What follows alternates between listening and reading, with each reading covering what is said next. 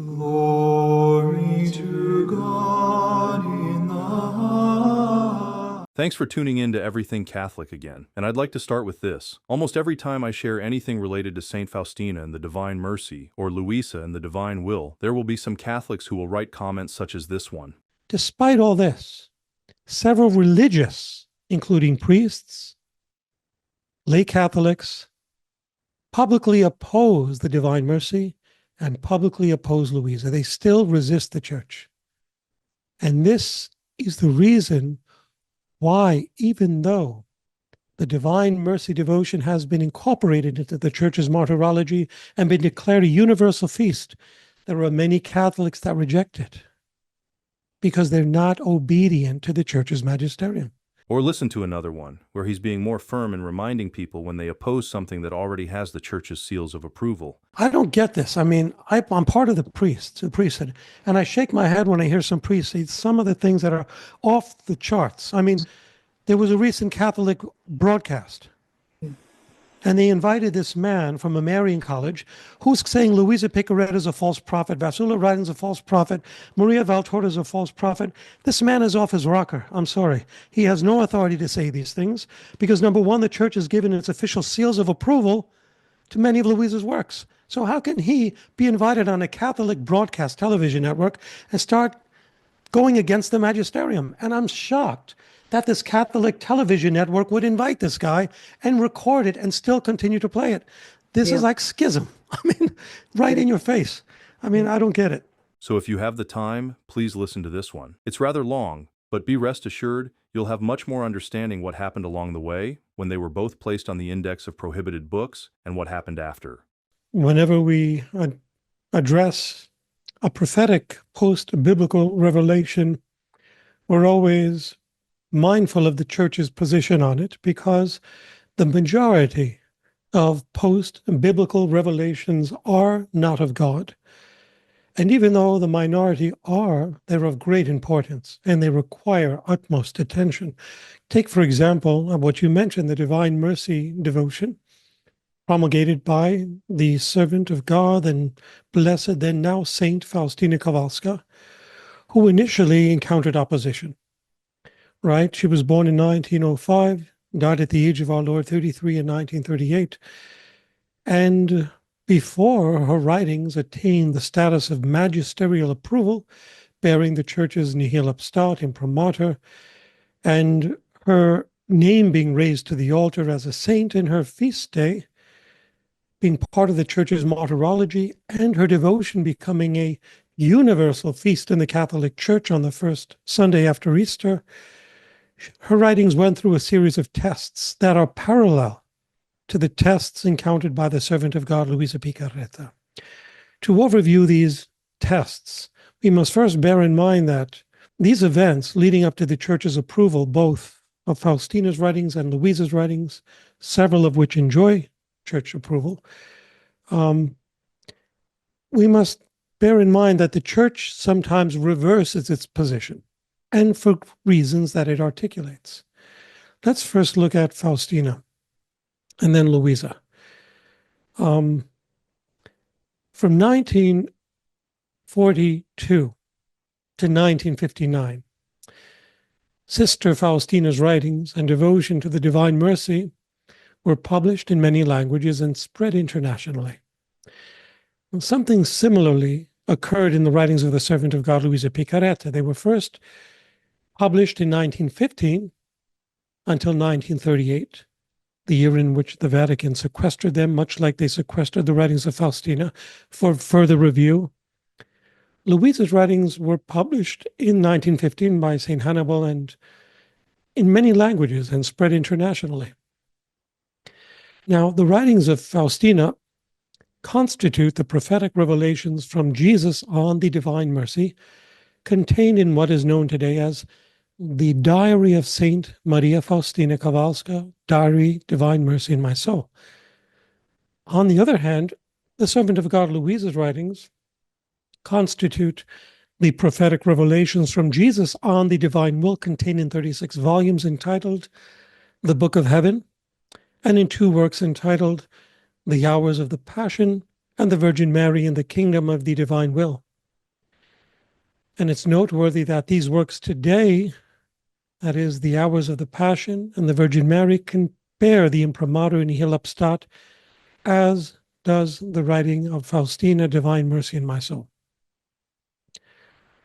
Now, I mentioned that Faustina's writings began in 42 and spread to 1959 till they were put on the index of prohibited books. Louisa's writings spread from 1915 till 1938 till they were sequestered by the Vatican, okay, and put on the index of prohibited books as well. 3 of her works, none of her volumes, but I'll explain that in a moment, why the Vatican eventually reversed its decision, as in the case of Faustina and Louisa. Let's go now to 1938. The Holy Office, back then known as the Holy Office, now it's the Dicastery for the Doctrine of Faith, issued a decree that suppressed 3 of Louisa's works on the divine will and placed them on the index of prohibited books. The same thing they did with Faustina's work in 1958. Louisa, 1938, Faustina, 1958. The Holy Office issued a decree that suppressed St. Faustina's writings on the Divine Mercy and placed them on the index of prohibited books along with those of 3 works of Louisa. In 1959, a year later, the Holy Office, as now the Congregation for the Doctrine of Faith, issues a notification that suppresses the spreading of the devotion to the Divine Mercy as presented in St. Faustina's writings. So Faustina's writings are placed on the index of prohibited books in 58, and then a notification is just issued by the same office stopping the spreading of the devotion to the Divine Mercy. Let's go to Louisa. 1938. 3 of her works, none of her volumes, are placed on the index of prohibited books alongside of those of, well, they will be eventually beside those of Faustina. And many years later, a moratorium would be put on spreading conferences and devotion by Archbishop Carmelo Casati in the 90s. And the reasons I will explain in a moment that are justifiable, okay? Now we get to the reasons. First, the servant of God, Luisa Picaretta. The reasons of the 1938 decree that merited the suppression of these 3 books were a false and dangerous mysticism and exaggerated and erroneous presentations in a language and terminology superabounding with inexactitudes and extravagances. This is an expression from the Holy Office, 1938. Other concerns were the excessive exaltations of and concentration on Louisa. Parallelly, the reasons in the decree and notification in 1959 against Faustina's writings, and that merited the suppression of her devotion to Divine Mercy, were based on theological difficulties such as the claim that Jesus had promised complete remission of sin for certain devotional acts, without specifying whether the forgiveness would be obtained directly or through the reception of the sacraments, and what may have been thought to be an excessive concentration on Faustina herself. See the parallels? Too much attention on Louisa, too much attention on Faustina found in these writings. In Faustina, not enough emphasis on the sacramental reception for an indulgence. On Faustina, false, exaggerated mysticism, erroneous presentations, and extravagances and inexactitudes in terminology. Now we get to 1965. An informative process of St. Faustina's writings and life is opened by none other than Cardinal Karol Wojtyła, the year in which I was born, 1965. He would eventually become coronated Pope John Paul II, in my opinion, the greatest of all pontiffs, and second to Ratzinger in terms of theological prowess, but the greatest of all pontiffs. And he, encouraged by Cardinal Ottaviani, who was at the time the prefect of the Holy Office, Cardinal Karol Wojtyła reviews these writings in 1965. So this is 6 years after they were put out. Her devotion was oppressed. 7 years after her writings were placed on the index. the prefect for the doctrine of faith, Cardinal Ottaviani, asks Karol Wojtyła to review Faustina's writings, and he does so. In 1967, 2 years later, the informative process closes, and Cardinal Karol Wojtyła sends acts to Rome in 1968. And the process of beatification of Saint Swarth Faustina, Sister Faustina, begins. So really, thanks be to God for Karol Wojtyła's review. Had he not done this, I believe perhaps to this day her writings would not be acknowledged and her Divine Mercy Feast Day would not be accessible, which is sad. But nonetheless, God provided, right? Now, at around the same time, on the flip side, we look to the servant of God, Luisa Picaretta. After consulting the appropriate Vatican Curial offices to determine whether there are any objectives to Luisa's cause of beatification, the Congregation for the Causes of Saints grants permission in the 1990s to Archbishop Carmelo Casati to begin a diocesan investigation into the person and writings of Luisa. So Luisa's writings were placed on the index 20 years before Faustina's and were rehabilitated 20 years after Faustina's. Okay? Then we come to 1978. The Sacred Congregation reverses its decision on the decree and notification banning the Divine Mercy devotion found in Sister Faustina's writings and officially approves for public devotion the Divine Mercy writings and image. Parallelly, in 1994, the Sacred Congregation for the Causes of Saints declares, on the part of the Holy See, the non obstare, nothing obstructing the opening of the cause of beatification for the servant of God, Luisa Picaretta. So, yeah, so there are parallels. And then we see in 1978, Cardinal Sepper and Archbishop Jerome Hammer of the Congregation for the Doctrine of Faith explain the reason for the reversal of its 1959 judgment against Divine Mercy, against its image, against its devotion in the writings. And this is what Cardinal Sepper and Archbishop Jerome Hammer of the Congregation for the Doctrine of Faith state. They made this statement in 1978. The question has arisen from different regions, especially from Poland and from those in authority, whether the prohibitions contained in the notification of the Sacred Congregation of the Holy Office, published in the Acta Apostolic Sedis, regarding devotion to Divine Mercy in the form proposed by Sister Faustina Kowalska, are considered still in force. Having examined many original documents unknown in 1959, there is the key. There were documents missing that offered clarification on the sacraments which were required for the indulgences. So part of Faustina's writings were published in 1950, when did it start? In 1942 till 1959. And during this period of about 15 years, 42 to 59, many of her excerpts were published, but not the whole diary.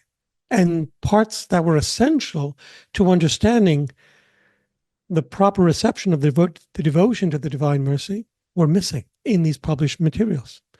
So in 1978, Cardinal Sepper, along with Archbishop Hammer, state that the notification was reversed because, having examined many original documents unknown in 1959, and considering the circumstances that have profoundly changed, and having taken into account the opinion of many Polish ordinaries, meaning bishops, the Sacred Congregation declares that the prohibitions contained in the cited notification against the Divine Mercy devotion are no longer binding. Moreover, the previous concerns of an excessive concentration of Sister Faustina in the Divine Mercy writings are supplanted by virtue of a more thorough examination of the text in which such exaltations are counterbalanced with admonitions and affirmations of her wretchedness and ineptitude without God's grace. So basically, the Holy Office did not review carefully enough what materials it had to dispel the excessive concentration on Faustina, and it was incapable of thoroughly examining her devotion and the indulgences attached to the Divine Mercy because many of the writings were not available. Now let's go to the servant of God, Luisa Picaretta's parallel story. Remember, 1978 was the year in which Faustina's writings were rehabilitated. In 1994, this was the case with the servant of God, Luisa Picaretta.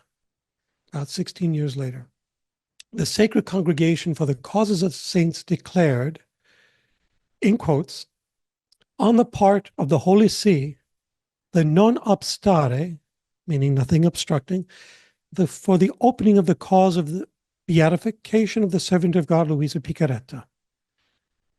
The previously held false and dangerous mysticism, exaggerated and erroneous presentations in a language and terminology superabounding with inexactitudes and extravagances contained in 3 works were due to editorial changes. That the suppression of the 3 works was not on account of Luisa's writings, but that of the editor. And this is further evident in the official seals of the Nihil Obstat and Imprimatur conferred on the first 19 volumes that Luisa wrote. And also the concerns over apparent exaltations, excessive concentration on Luisa were counterbalanced also, as in the case with Faustina, with admonitions and affirmations on her frailty, wretchedness, and inability to do any good without the assistance of divine grace.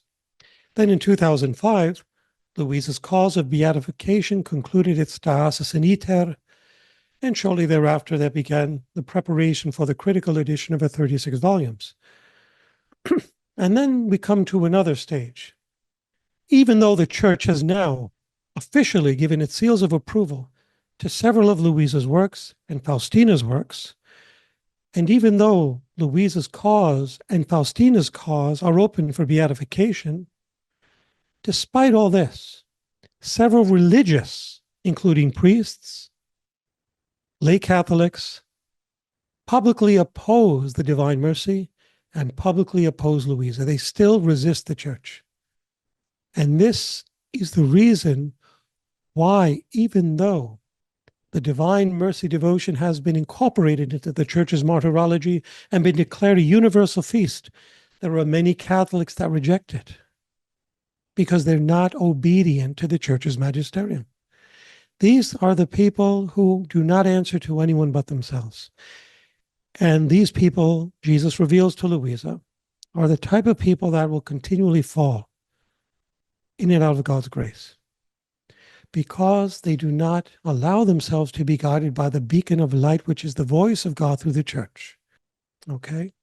So there are many parallels, and the similar parallels also happen in the writings of 2 individuals like Blessed Antonio Rosmini and the recently departed Greek prophet Vasula Riden, whose writings have multiple imprimaturs, nihil obstats, and so forth. So yeah, this is the journey of the prophet today. They go through a martyrdom, and only after their death are their names and causes and devotions rehabilitated. Very seldom during their lifetime. We see this also in the case of Joan of Arc, right? The Church burned her to the stake. And the Church that put her to death declared her a saint, but never declared her a martyr. Isn't that interesting? Why? Well, who martyred her? Well, that is all for the video this time. Again, thank you so much for taking a little bit of your time to be here with us. Always remember that if ever you have any feedback or suggestion, please don't ever hesitate to let us know in the comments below.